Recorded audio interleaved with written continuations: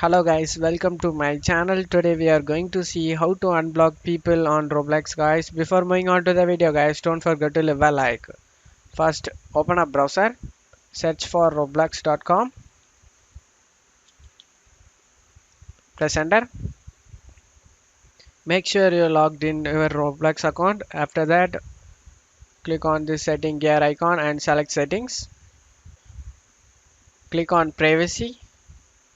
You just need to scroll down to the bottom. Block users. You can only have 100 blocked users on Roblox guys.